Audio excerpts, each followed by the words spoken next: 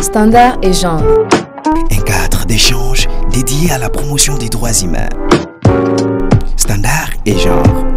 La voix accordée à toutes les couches sociales. Plus de 50 jeunes de la ville de Kananga participent mardi 3 décembre dernier à une conférence débat organisée par l'une des filles Zaïda et coordonnatrice de l'ONG APES avec l'appui financier de l'UNHCR en partenariat avec Vibosa et Femmes Main dans la main pour le développement intégral.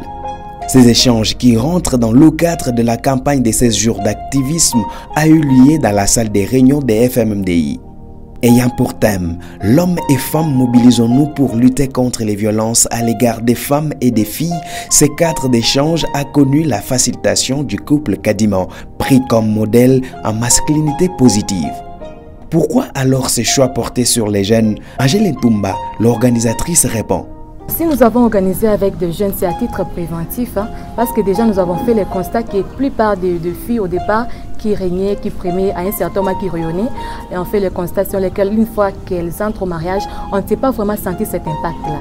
Nous avons organisé cette conférence avec les jeunes pour qu'ils puissent déjà élaguer cette mentalité-là de pouvoir dire que non, une fois qu'on entre au mariage, on ne peut rien faire. Une fois qu'on entre au mariage, on va s'asseoir sur nos talents et sur nos potentialités. Aussi aux hommes d'enlever l'idée dans la tête selon laquelle que ma femme ne peut pas travailler, ma femme doit rester à la maison, ma femme ne peut pas faire ceci, ne peut pas faire cela.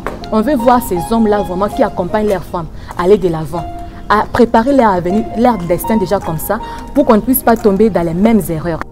Élisée Lusamba Kayembe a dans son intervention mis l'accent sur l'équilibre entre foyer et travail. Aux questions des journalistes, cette dame appelle à l'accompagnement de tous dans cette lutte. J'ai demandé aux filles de d'abord bien maîtriser ce qu'elles font actuellement, de maîtriser, aimer les études, aimer le travail qu'elles font, même si elles n'ont pas de travail, mais qu'elles créent ce travail. Parce que nous avons constaté que beaucoup de femmes qui travaillent aujourd'hui, qui gagnent de l'argent, sont celles qui ne durent pas dans les mariages, sont celles pour qui leur mariage ne dure pas. Et beaucoup de ces femmes ne sont pas dans le mariage, ou elles étaient dans le mariage et après elles y sont ressorties. C'est à cause justement du fait que la femme, pendant qu'elle était fille, pendant qu'elle était seule, elle n'a pas d'abord développé le mécanisme pour toucher l'argent à tout moment. Maintenant, quand elle vient dans le mariage, elle trouve une opportunité.